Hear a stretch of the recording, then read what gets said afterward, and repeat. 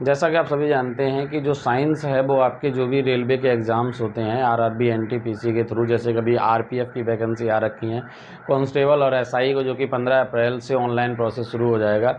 इसके अलावा RRB NTPC में टेक्नीशियन और एएलपी की जो पोस्ट हैं, इन सभी में साइंस जो है वो बहुत ही इम्पोर्टेंट रोल निभाती है। और आपको पता है कि साइंस से क्वेश्चन बहुत अधिक आते भी हैं। ठीक है, साइंस में भी अगर हम आरपीएफ की बात करें या फिर एएलपी एंड टेक्नीशियन की, तो इनमें फिजिक्स का रोल बहुत अधिक रहता है, और यानी अधिकांशतः जो क्वेश्चन होते हैं वो फिजिक्स से ही आते हैं। फिर इसके अलावा अगर हम बात करें तो ऐसा नहीं है कि फिजिक्स के अलावा सारे तीनों ही पोर्शन आते हैं। जैसे अगर हम बात करें एसएससी में, तो एसएससी का कोई भी फॉर्मेट हो, एसएससी के सभी फॉर्मेट में, चाहे सीजीएल हो, चाहे आपका एमटीएस हो, है ना, चाहे सीएचएसएल हो या सीपीओ हो, ठीक है, इन सभी एग्ज़ाम्स में, इवन चाहे एसएससी जीडी का ही एग्ज़ाम क्यों ना हो, सभी में साइंस पूछा जाता है। और आरआरबी एनटीपीसी के जो भी एग्ज़ाम्स होते हैं उनके अंदर, इसके अलावा रेलवे में ही एक आरपीएफ, रेलवे प्रोटेक्शन फोर्स, इसके दोनों ही फॉर्मेट में, चाहे कांस्टेबल हो या एसआई हो, इन सभी में आपको यहाँ से क्वेश्चंस जो हैं वो देखने को मिलेंगे। तो इसी कड़ी में आज हमने स्टार्ट किया साइंस को, और ये लेक्चर 1 है। आगे भी आपको कंटिन्यू ऐसे ही लेक्चर मिलते रहेंगे। तो अभी तक आपने अगर चैनल को सब्सक्राइब नहीं किया तो चैनल को सब्सक्राइब करें। अब चलते हैं, स्टार्ट करते हैं वीडियो को। तो again welcome to GK tricks by Ashish Sakya. मेरा नाम आशीष साक्या है और आज हम आपको साइंस का लेक्चर 1 जो है वो लेकर आए हैं। तो सबसे पहले आज की क्लासेस में हम बेसिक चर्चा करेंगे कि साइंस क्या है और इसकी कितनी ब्रांच हैं, जो हमारे काम की चीज़ें उन सभी पे हम बात करेंगे। ठीक है भाई, चलिए तो स्टार्ट करते हैं अब हम क्लास को। तो ये तो था इसका इम्पोर्टेंट, साइंस में क्वेश्चन कहाँ कहाँ से आते हैं। तो अगर बहुत ही बेसिक चीज़ है, हालांकि मुझे उम्मीद है कि आप सभी को पता होना चाहिए, लेकिन ये ज़रूरी नहीं है कि एग्ज़ाम के पॉइंट ऑफ व्यू से नहीं है कि साइंस की डेफिनेशन इंपॉर्टेंट है, मैं नहीं मानता। ठीक है, लेकिन आपको कम से कम एटलीस्ट आप जो सब्जेक्ट पढ़ रहे हैं उसके बारे में पता होना ज़रूरी है। ठीक है, ये तो पता रहे कि कम से कम साइंस क्या होता है। तो अगर हम साइंस की बात करें तो साइंस की जो डेफिनेशन है वो सिंपली ये कहती है, साइंस में 2 चीज़ें इंपॉर्टेंट होती हैं। एक होता है प्रैक्टिकल, ठीक है, यानी क्या होता है, प्रयोग, और दूसरा होता है उसी पे बेस्ड, अगर आपने कोई प्रैक्टिकल करा है तो उसका ऑब्जर्वेशन करना, इसको कहते हैं प्रेक्षण। ठीक है, तो साइंस की डेफिनेशन ही यही कहती है। साइंस की डेफिनेशन कहती है क्या, प्रयोगों एवं प्रेक्षणों पर आधारित, प्रयोगों एवं प्रेक्षणों यानी ऑब्जर्वेशन, प्रेक्षणों पर आधारित क्रमबद्ध, सीरियल वाइज, क्रमबद्ध एवं सुव्यवस्थित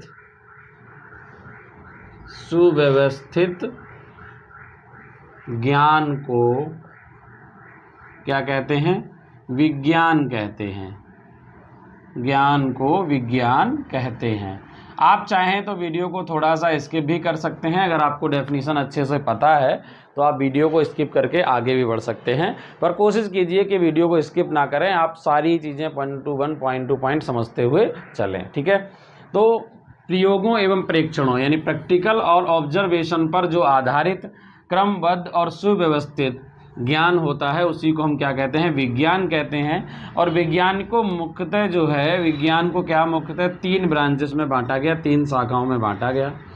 एक है जिसे हम फिजिक्स कहते हैं, फिजिक्स यानी भौतिक विज्ञान। दूसरा है यानी केमिस्ट्री, दूसरी ब्रांच है आपकी केमिस्ट्री। और तीसरी है बायोलॉजी, बायोलॉजी। ठीक है, इसे हम कहते हैं जीव विज्ञान। ठीक है, अब बात करते हैं, अगर हमने इन्हें 3 ब्रांचेस में अलग अलग बांटा है तो इनका कुछ ना कुछ उद्देश्य होगा, ऐसे ही तो नहीं क्लासीफाई किया होगा हमने। तो विज्ञान की जो मुख्य ब्रांच हैं वो ये 3 होती हैं, फिजिक्स, केमिस्ट्री एंड बायोलॉजी। ठीक है, अगर हम बात करें फिजिक्स की यानी भौतिक विज्ञान की, तो फिजिक्स क्या है, फिजिक्स विज्ञान की वह शाखा है जिसके अंतर्गत हम क्या करते हैं, द्रव्य यानी मैटर, और आप सभी जानते होंगे मैटर क्या है, आगे हम समझाएंगे। मैटर यानी एनीथिंग, कोई भी वस्तु which occupies space and have mass, जिसके अंदर क्या होता है, द्रव्यमान होता है और वो स्थान कवर करती है, अर्थात आयतन होता है, तो उसे मैटर कहते हैं। आगे क्लास जब होगी तब मैं इसके बारे में चर्चा करूंगा। यानी हर कोई वस्तु, चाहे ये आपका बोर्ड हो, चाहे मार्कर हो, चाहे हमारे पास ये पेन है, इवन आपके पास जो कॉपी है, पेन है, ये सब द्रव्य के अंदर आती हैं, ठीक है, नॉट द्रव, ये द्रव्य है, ठीक है, द्रव्य। और दूसरा ऊर्जा, भौतिकी के अंदर ऊर्जा यानी एनर्जी, ठीक है, ऊर्जा हम किसकी बात कर दें, एनर्जी। एनर्जी क्या होता है, कार्य करने की क्षमता, कैपेसिटी ऑफ वर्क डूइंग, ठीक है, या डूइंग वर्क। तो क्या होता है, द्रव्य और ऊर्जा के विभिन्न रूपों का, उनके पारस्परिक संबंधों का जहां अध्ययन किया जाता है उसे हम भौतिक विज्ञान यानी फिजिक्स कहते हैं। और भौतिक विज्ञान के जो फादर हैं, फादर ऑफ फिजिक्स जिन्हें कहा जाता है, कोई बताएगा कौन है फादर ऑफ फिजिक्स? जो हैं वो हैं हमारे न्यूटन साहब। कौन है भाई? न्यूटन, ठीक है भाई। तो भौतिकी क्या है आपको पता चल गया। आप चाहो तो इससे डेफिनेशन को नोट डाउन कर सकते हो। द्रव्य और ऊर्जा के विभिन्न रूपों एवं उनके पारस्परिक संबंधों का जहाँ अध्ययन किया जाता है उसे हम क्या कहते हैं, फिजिक्स कहते हैं। केमिस्ट्री के अंदर क्या होता है, केमिस्ट्री के अंदर इम्पॉर्टेंट चीज़ें दो हैं। किसी की भी हम क्या करते हैं, स्ट्रक्चर, कोई भी केमिकल सब्सटेंस है, कोई पदार्थ है, उस पदार्थ का स्ट्रक्चर एवं दूसरा उसका प्रॉपर्टी, उसकी क्वालिटी, उनका स्टडी किया जाता है तो उसे हम क्या बोलते हैं, किसी भी पदार्थ के स्ट्रक्चर पे, यानी उसका संरचना कैसी है, वो किस टाइप से बना हुआ है, और दूसरी उसकी प्रॉपर्टीज़ यानी उसकी क्या फिजिकल प्रॉपर्टी हैं, क्या केमिकल प्रॉपर्टी हैं, उन पे जो स्टडी करते हैं उसे हम क्या बोलते हैं, रसायन विज्ञान कहते हैं। रसायन विज्ञान के जो फादर ऑफ केमिस्ट्री कहलाते हैं वो हैं लेवासिए। कौन है? लेवासिए, ठीक है। अगर हम बायोलॉजी की बात करते हैं तो बायोलॉजी में क्या होता है, जीव जंतुओं का अध्ययन किया जाता है या जिनमें जीवन होता है। तो बायोलॉजी को भी दो ब्रांच में बांटा जाता है। एक है आपकी जूलॉजी, जूलॉजी यानी जंतु विज्ञान, और दूसरी जो ब्रांच है वो है बॉटनी। क्या है? बॉटनी। इसे हम क्या बोलते हैं, इसे बोलते हैं वनस्पति विज्ञान। अगर हम बात करें जैसे कि बायोलॉजी की, तो बायोलॉजी क्या है, इन दोनों का, जूलॉजी और बॉटनी दोनों का समग्र अध्ययन जो है वो बायोलॉजी है। बायोलॉजी में जीव जंतुओं एवं पेड़ पौधों दोनों का अध्ययन किया जाता है तो वो बायोलॉजी। अब इसी से दो ब्रांच निकल गई, सिर्फ जहाँ पे हम जंतुओं का अध्ययन करते हैं, स्टडी करते हैं, वो जूलॉजी बन जाती है, जंतु विज्ञान। पहले क्या होता था, जब बायोलॉजी के जो फादर हैं वो जाने जाते हैं अरस्तु। किन्हें जानते हैं हम? अरस्तु वही हैं जिनके अरिस्टोटल जो कहते हैं, अरस्तु, ठीक है। अरस्तु को जीव विज्ञान का जनक कहा जाता है, और अरस्तु ने बायोलॉजी में सिर्फ पहले जंतुओं को शामिल किया था, जंतुओं के स्टडी को। तो उसी से अलग ब्रांच बन गई जूलॉजी। तो जूलॉजी और इन दोनों को, बायोलॉजी के जो जनक कहे जाते हैं, यानी father of biology and father of zoology, दोनों ही अरस्तु हैं। बॉटनी के जो फादर कहे जाते हैं, यानी पेड़ पौधों का जिसके अंदर अध्ययन किया जाए, उसे कहते हैं हम बॉटनी। तो बॉटनी के फादर ऑफ बॉटनी जो हैं वो कहलाते हैं आपके थियोफ्रेस्टस। कौन है? थियोफ्रेस्टस। ध्यान से सुन लो, थियोफ्रेस्टस, ठीक है, विजिबल है यहाँ तक? ये कौन है? थियोफ्रेस्टस हैं, ठीक है भाई। तो ये तो थे आपके यानी तीन ब्रांच, ठीक है। अब इन्हीं में से हम सबसे पहले जो उठाएंगे वो उठाएंगे इसको, फिजिक्स को। पहले हम फिजिक्स के जितने भी टॉपिक हैं उन टॉपिक को वन बाय वन सारे के सारे टॉपिक समझते हुए चलेंगे। आज हम टॉपिक जो उठाने वाले हैं वो हैं मात्रक एवं राशियाँ, ठीक है, या कह सकते हैं मेजरमेंट यानी मापन, ठीक है। तो सबसे पहले चलते हैं अपने फिजिक्स आज के पहले टॉपिक पे। आई होप आपने ये नोट किया होगा और आपके लिए ये इम्पोर्टेंट होगा, लाभदायक भी होगा, और आप एग्ज़ाम में बेहतर करने की क्षमता रखते हैं, ठीक है। आप चाहें तो इसका स्क्रीनशॉट ले सकते हैं। चलिए अब हम चलते हैं अपने, आगे बढ़ते हैं लेक्चर में। अब स्टार्ट करते हैं पहला टॉपिक, ठीक है भाई। पहला टॉपिक लगा लो जल्दी से, मात्रक एवं राशियाँ, या हम कह सकते हैं सिर्फ और सिर्फ मात्रक, ठीक है। तो फिजिक्स का जो पहला टॉपिक है आज आपका वो क्या है, हम स्टार्ट जो कर रहे हैं वो क्या कर रहे हैं, फिजिक्स। और फिजिक्स में पहला टॉपिक है जिसको हम बोलेंगे यूनिट्स, ठीक है, या कह सकते हैं हम मात्रक, ठीक है भाई, मात्रक, ठीक है। अब मात्रक क्या होता है, इससे पहले हमें समझना पड़ेगा कि राशि क्या होती है। ठीक है, मात्रक समझने से पहले हमें राशि समझनी होगी। राशि या राशियां कह सकते हैं। राशियों को इंग्लिश में कहा जाता है क्वांटिटीज़। क्वांटिटीज़ क्या होती भाई राशियां, बोलो। देखिए, भौतिक विज्ञान के अंतर्गत राशि को अगर पहचान करनी है तो उसका सिंपल सा तरीका होता है कि अगर किसी भी राशि को हमें पहचान करना है और कैसे उसका मापन करना है, तो उसके लिए दो चीज़ें होती हैं। अगर किसी राशि के लिए एक तो उसका क्या हो, अगर उसका संख्यात्मक मान है, अगर उसे रिप्रेजेंट करते हैं तो उसकी एक न्यूमेरिकल वैल्यू होनी चाहिए, और दूसरा उसका होता है मानक कि उसमें जिस पे रिप्रेजेंट किया जाता है, इसी मानक को हम कह देते हैं मात्रक। तो प्रत्येक भौतिक राशि को जब हम मापन करते हैं तो उसके लिए एक स्टैंडर्ड मानक निर्धारित किया जाता है, और वो स्टैंडर्ड जो होता है वही मात्रक कहलाता है। हम इसे उदाहरण के द्वारा समझाते हैं, और क्या है राशि उसको भी समझ लेते हैं।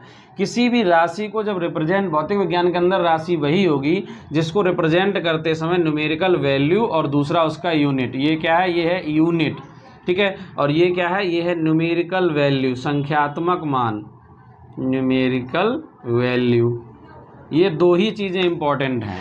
अगर ये दोनों उसमें प्रेजेंट हैं तो समझ जाओ क्या है, वो एक फिजिकल राशि है, यानी कोई ना कोई राशि है। चाहे वो आपकी वेक्टर हो चाहे स्केलर हो, वो आगे की चीज़ है। अभी हम इनको क्लासिफिकेशन करेंगे राशियों को, तो वेक्टर क्वांटिटीज आएंगी और कुछ स्केलर क्वांटिटीज आएंगी। ठीक है भाई, समझते हो। चलिए, हमने क्या बोला कि किसी भी क्वांटिटीज़ को अगर आपको रिप्रेजेंट करना है तो रिप्रेजेंट करने के लिए दो चीज़ें चाहिए होती। कौन कौन सी? संख्यात्मक मान यानी कि न्यूमेरिकल वैल्यू, दूसरा क्या बताया, मात्रक यानी कि यूनिट। ठीक है, न्यूमेरिकल वैल्यू क्या होती है, जैसे अगर मान लो भाई आप अपने घर से निकले और घर से आप अपने कोचिंग तक गए, तो आपको मैं ये पूछता हूँ कि भाई आपके घर से कोचिंग तक की जो दूरी है वो कितनी है। तो आपने किसी को बताया कि घर से कोचिंग तक की दूरी जो है वो 500 मीटर है। क्या है भाई, 500 मीटर है। आपने क्या बोला, 500 मीटर, या हो सकता है आप बोलते 1 किलोमीटर या 2 किलोमीटर, तो कोई दिक्कत नहीं है। आपका जवाब हो सकता है ये भी होता कि भाई घर से वहाँ तक की जो दूरी है वो 2 किलोमीटर है। हो सकता है आप ये बोल देते, या 1 किलोमीटर, जो भी होती। तो एक चीज़ बताओ, मैं एक चीज़ समझाना चाह रहा हूँ, ये जो 500 है वो क्या है? ये जो 500 है वही है न्यूमेरिकल वैल्यू, संख्यात्मक मान। और ये मीटर क्या है, ये मीटर जो है वो है यूनिट। तो ये दूरी जो है वो एक भौतिक राशि है, फिजिकल क्वांटिटी है। बात समझ आ गई?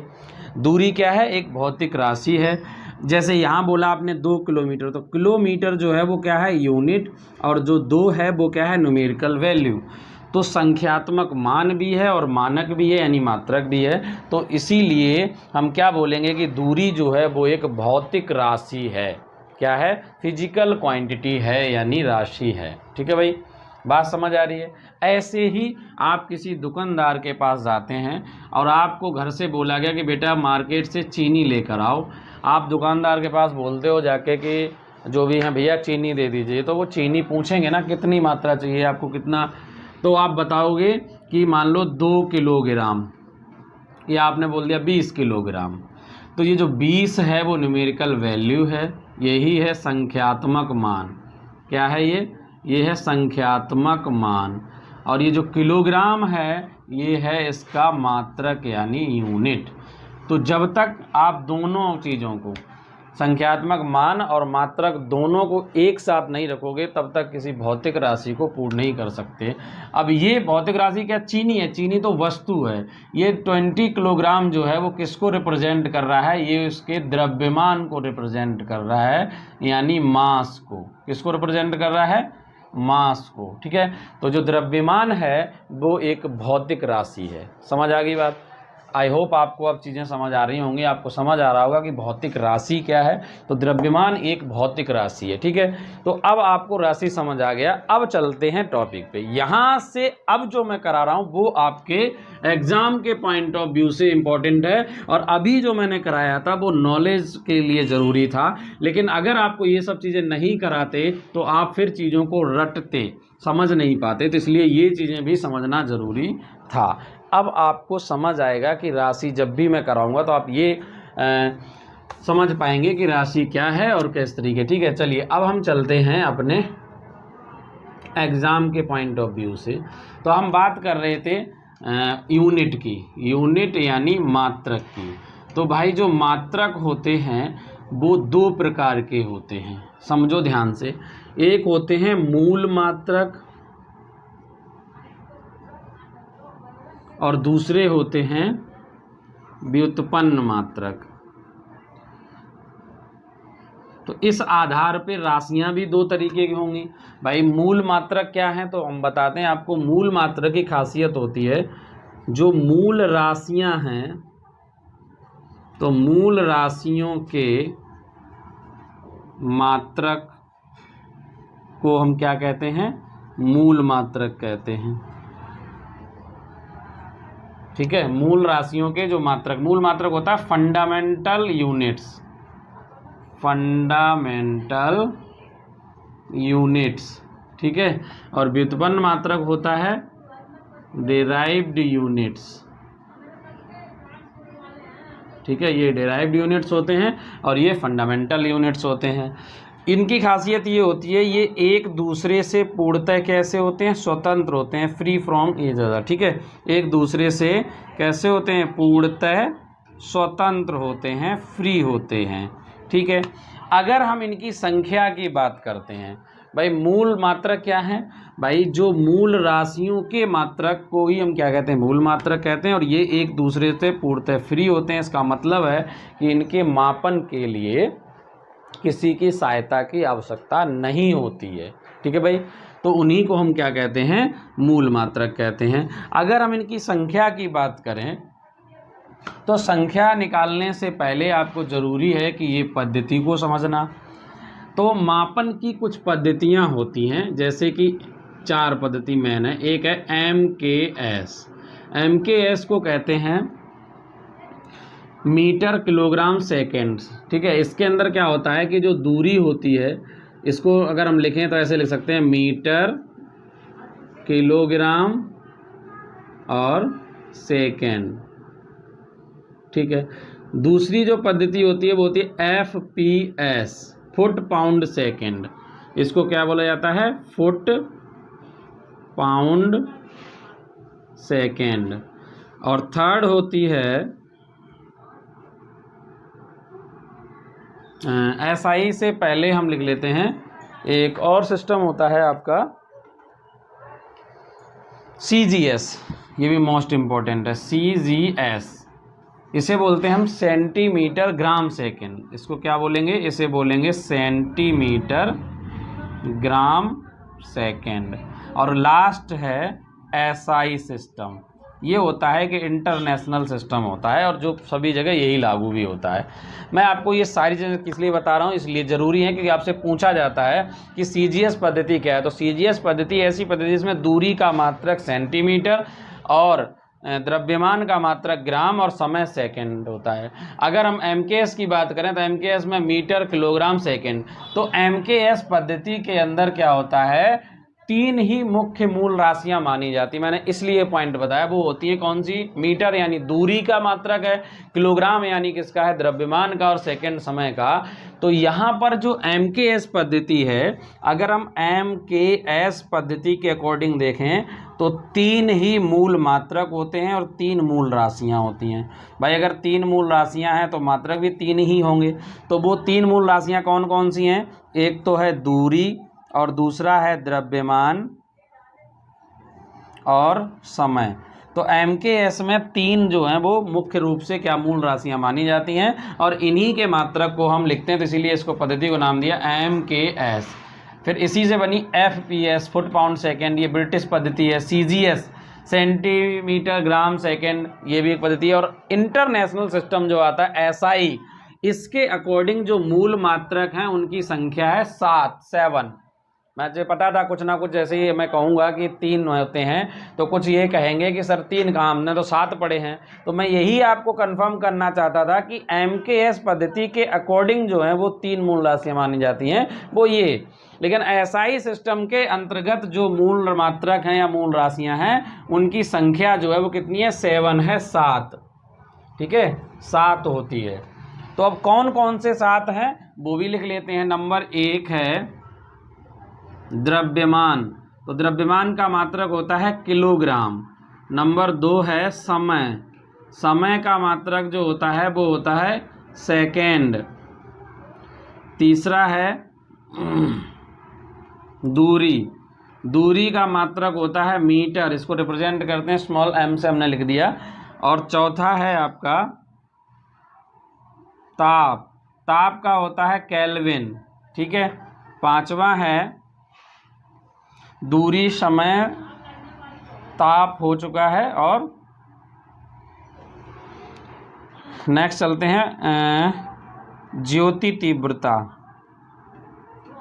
ज्योति तीव्रता ल्यूमिनस इंटेंसिटी, इसका होता है कैंडेला यानी CD।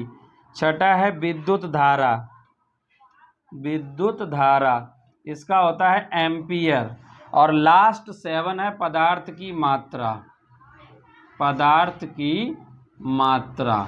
तो पदार्थ की मात्रा का जो यूनिट होता है वो होता है मोल। ये आपको केमिस्ट्री में देखने को मिलेगा, यहाँ यूज नहीं मिलेगा। फिजिक्स में आपको ये 6 मिलेंगे। और ये 7 जो मूल राशियाँ हैं वो किसके अकॉर्डिंग है, SI सिस्टम के अकॉर्डिंग है। एक SI सिस्टम भी होता है जो कि एक इंटरनेशनल सिस्टम है। ठीक है, तो SI सिस्टम के अंतर्गत जो मूल राशियां हैं वो 7 हैं, द्रव्यमान, समय, ताप, दूरी, ज्योतितीव्रता, विद्युत धारा, पदार्थ की मात्रा। इनके जो मात्रक हैं, अब चूंकि 7 मूल राशियां हैं तो मूल राशियों के मात्रक को मूल मात्रक कहते हैं।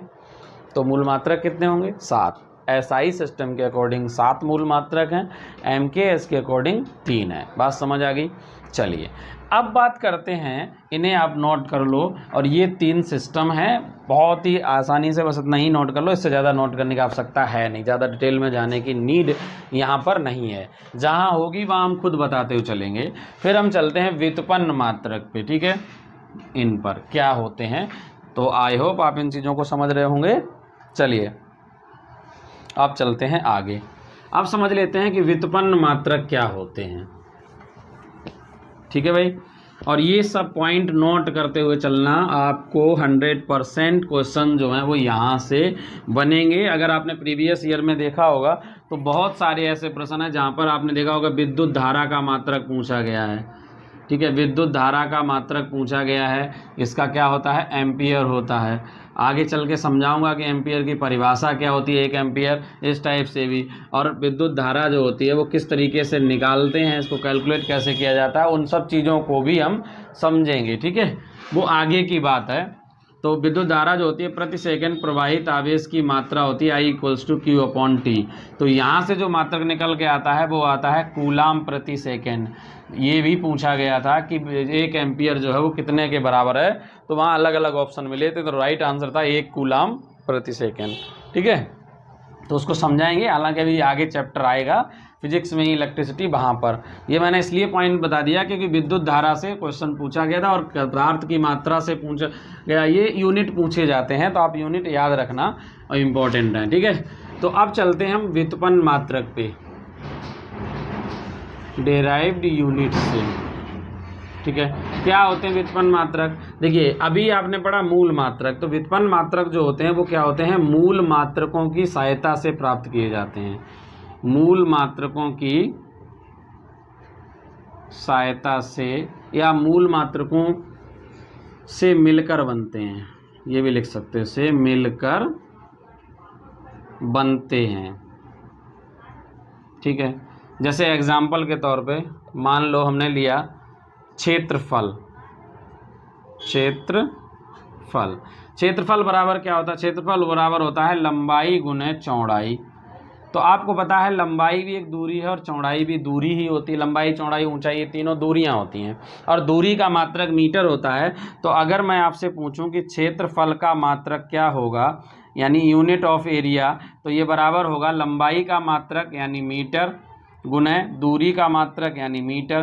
तो ये बन जाएगा मीटर स्क्वायर। क्या बन जाएगा? Metre square. तो ये जो मीटर स्क्वायर है वो क्या है? वो फंडामेंटल यूनिट नहीं है, बल्कि हम क्या है, एक फंडामेंटल यूनिट की हेल्प से बना हुआ है, इसीलिए इसको बोला जाएगा क्या? डिराइव्ड यूनिट यानी व्युत्पन्न मात्रक। ठीक है, तो ये एक व्युत्पन्न मात्रक है, हिंदी में इसको लेते हैं व्युत्पन्न मात्रक। व्युत्पन्न मात्रक इंग्लिश इसलिए बताते चल रहा हूँ ताकि अगर आपको कीवर्ड्स जो समझ आ जाए, क्योंकि बहुत सारे स्टूडेंट ऐसे होंगे जो सीबीएसई बोर्ड से होंगे तो उनको कुछ प्रॉब्लम होगी, तो इसलिए मैं आपको बता रहा हूँ कि ये होता है और इसका मतलब क्या है, व्युत्पन्न मात्रक होता है। अगर आप व्युत्पन्न मात्रक नहीं समझते हैं तो डिराइव्ड यूनिट समझ लीजिए। और क्षेत्रफल यानी एरिया, एरिया इक्वल्स टू क्या होता है? Length into breadth. ये तो आपने किया ही होगा, इतना तो आप समझ ही सकते हैं कि जो क्षेत्रफल का यूनिट है वो क्या होगा? Metre square. और ये जो मीटर स्क्वायर है वो किसके हेल्प से आया है? लंबाई और चौड़ाई, ये दोनों ही दूरी यानी दूरी की सहायता से। तो दूरी एक कैसी राशि है? मूल राशि है, और उसका जो मात्रक होगा यानी वो फंडामेंटल यूनिट होगा। और फंडामेंटल यूनिट की जो हेल्प से बनते हैं उन्हें हम बोलते हैं डिराइव्ड यूनिट यानी व्युत्पन्न मात्रक। ठीक है, ऐसे ही अगर जैसे हम ले लें, मान लो अगर अगला हमने लिया आयतन, तो आयतन में क्या होता है? लंबाई गुने चौड़ाई गुने ऊंचाई, तीनों होता है, तीनों ही दूरियां हैं, तो इसका बन जाएगा मीटर क्यूब। ठीक है, ऐसे ही घनत्व, तो घनत्व बराबर क्या होता है? आपने फॉर्मूला पढ़ा होगा, घनत्व यानी डेंसिटी बराबर होता है द्रव्यमान बटे आयतन। घनत्व का मतलब सीधा ये होता है कि एकांक आयतन का जो मास होता है उसी को हम क्या कहते हैं? डेंसिटी कहते हैं। अब द्रव्यमान का जो मात्रक होता है वो होता है किलोग्राम, आयतन का मात्रक अभी आपने निकाला मीटर क्यूब, तो ये मात्रक आ गया किलोग्राम मीटर क्यूब। तो किलोग्राम पर मीटर क्यूब हो या फिर मीटर क्यूब हो या फिर आपका मीटर स्क्वायर हो, ये सारे के सारे क्या हैं? व्युत्पन्न मात्रक हैं। ठीक है, ये व्युत्पन्न मात्रक हैं। समझ आ रही है बात? ठीक है, तो इसी को हम क्या कहते हैं? व्युत्पन्न मात्रक कहते हैं। अब चलते हैं आगे। आपके सिलेबस में दो अन्य मात्रक भी हैं जिन्हें हम रेडियन और स्टेरेडियन कहते हैं, और ये दोनों ही आपके एग्ज़ाम में पूछे जाते हैं। ठीक है, बाकी आगे कौन किसका क्या मात्रक होता है उस पर भी हम बात करेंगे, दूरी के अन्य मात्रकों पे भी बात करेंगे। बहुत सारे ऐसे मात्रक हैं जो आपके एग्ज़ाम में पूछे जाते हैं। ठीक है, चलिए, आई होप आपने यहाँ तक कर लिया होगा। अब हम चलते हैं, दो पॉइंट और समझ लेते हैं, और ये जो यूनिट है फर्स्ट आपका फिनिश हो जाएगा जो हम चल रहे थे, और फिर इसके साथ साथ हम प्रैक्टिस क्वेश्चंस भी कर लेंगे। ठीक है, हमारा पहले जो यूनिट चल रही थी उसका नाम ही यूनिट्स है यानी मात्रक। ठीक है, इसमें हमने ये समझ लिया कि मूल मात्रक क्या होते हैं, व्युत्पन्न मात्रक क्या होते हैं, मूल राशियाँ क्या होती हैं, वो हम समझ चुके हैं। अब हम चलते हैं सीधे, ठीक है, लास्ट एक चीज़ और समझ लेते हैं, एक है रेडियन और एक होता है स्टेरेडियन, क्योंकि ये भी पूछा जाता है तो इसको बहुत जल्दी समझ लेते हैं। रेडियन जो होता है वो एक सरल कोण का मात्रक होता है। सरल कोण, सरल कोण से मतलब वो नहीं है कि 180 डिग्री, कोण का मात्रक, सिंपल कोण का मात्रक या कोण का मात्रक। और ये होता है ठोसीय कोण या घन कोण का मात्रक। ठोसीय कोण या घन कोण का मात्रक, इसको हम बोलते हैं सॉलिड एंगल। ठीक है, ठोसीय कोण।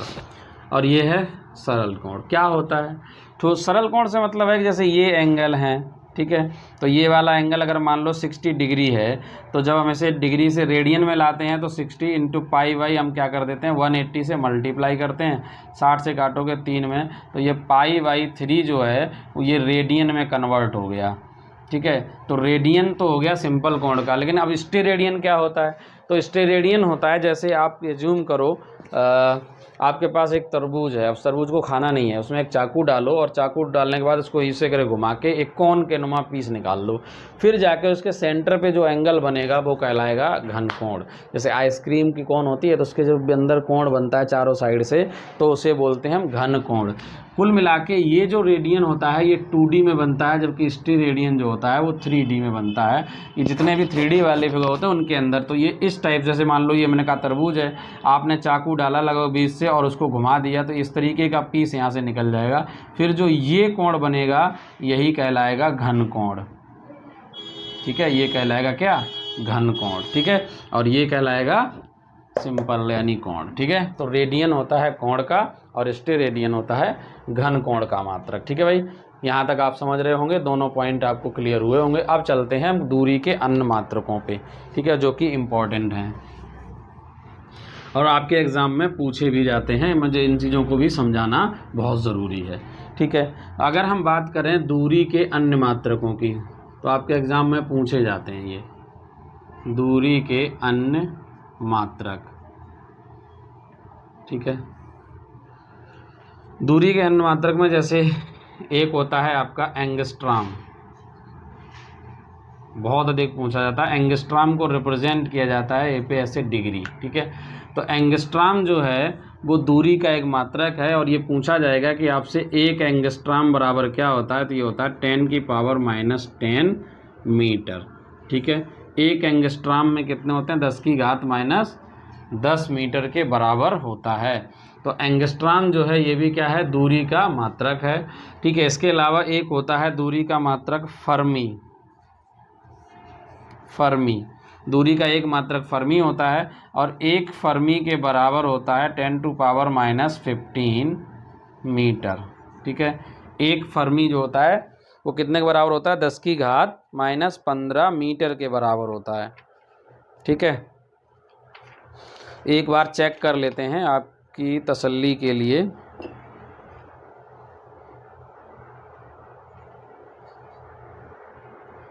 ठीक है, इसके अलावा जैसे एक होता है नैनोमीटर। नैनोमीटर, तो नैनोमीटर जो होता है वो एक नैनोमीटर बराबर होता है 10⁻⁹ मीटर के। ठीक है, ये सब छोटे छोटे मात्रक हैं। इसके अलावा जैसे हम बड़े मात्रकों की बात करें, जैसे खगोलीय पिंडों की दूरी मापने के लिए जो यूज़ किया जाता है तो वो किया जाता है, जैसे कि आपको पता है कि प्रकाश वर्ष बहुत अधिक पूछा जाता है। प्रकाश वर्ष का मतलब होता है लाइट ईयर। ठीक है, प्रकाश वर्ष जो है वो दूरी का मात्रक है, समय का नहीं है, क्योंकि इसमें वर्ष लगा है। ये क्वेश्चन भी बना था, जैसे अगर पूछा जाए अधिवर्ष, तो अधिवर्ष होता है लीप वर्ष, अधिवर्ष है, वर्ष है, मास है, ठीक है, महीना है, ये सब समय के मात्रक हैं। ठीक, लेकिन जो प्रकाश वर्ष है वो दूरी का मात्रक है। प्रकाश वर्ष किसका मात्रक है? दूरी का। तो इससे हम कौन सी दूरी नापते हैं? खगोलीय पिंडों की खगोलीय दूरी। ठीक है, दूर दूर स्थित जैसे सूर्य है, इनका दूरी मापने के लिए हम लाइट ईयर का प्रयोग करते हैं। ठीक है, तो प्रकाश वर्ष किसका मात्रक होता है? दूरी का। इसके अलावा दूरी का जो सबसे बड़ा मात्रक होता है वो पारसेक होता है। पारसेक दूरी का सबसे बड़ा मात्रक है। पूछा भी गया है कई बार कि दूरी का सबसे बड़ा मात्रक कौन सा है, तो दूरी का जो सबसे बड़ा मात्रक है वो क्या होता है? वो होता है पारसेक। ठीक है, और लाइट ईयर क्या होती है? एक वर्ष में प्रकाश तरंगों के द्वारा चली गई दूरी। तो एक वर्ष में जितनी भी डिस्टेंस कवर करते हैं वो कहलाती है एक प्रकाश वर्ष। ठीक है, तो एक प्रकाश वर्ष अगर पूछा जाए कितने के बराबर होता है, तो 9.45 10⁻⁻12 मीटर के। ठीक है, एक बार चेक कर लेते हैं और आपको वो पॉइंट भी लिखा देते हैं। ठीक है, एक प्रकाश वर्ष बराबर होता है, अगर आपसे पूछ दिया जाए कि एक प्रकाश वर्ष को मीटर में कन्वर्ट करो, तो यहाँ लिख देता हूँ 1 लाइट ईयर जो है वो बराबर होता है 9.45 × 10⁻15 मीटर के। ठीक है, और अगर आपसे पूछा जाए कि एक पारसेक में कितने लाइट ईयर होते हैं, तो एक पारसेक में लाइट ईयर होते हैं 3.08 लाइट ईयर। ठीक है, ठीक है, ये क्वेश्चंस बनेंगे। एक पारसेक जो होता है वो दूरी का, पारसेक जो है वो दूरी का सबसे बड़ा मात्रक है। प्रकाश वर्ष होता है प्रकाश तरंगों के द्वारा एक वर्ष में चली गई दूरी। और प्रकाश वर्ष में अगर पूछा जाए कि एक प्रकाश वर्ष में कितने मीटर होते हैं, 9.45 10⁻15 मीटर। ठीक है, ये दोनों ही दूरी के बड़े मात्रक, एक प्रकाश वर्ष और पारसेक भी खगोलीय दूरी में प्रयोग किया जाता है। बहुत अधिक बड़ी बड़ी दूरियों में हम पारसेक को माप, यूनिवर्स से बाहर जो या इस पूरे ब्रह्मांड में हमारी पृथ्वी से बाहर के जो पिंड हैं उनकी दूरी निकालने के लिए हम इनका पारसेक और प्रकाश वर्ष का यूज़ करते हैं। ठीक है, तो ये थे आपके यूनिट्स।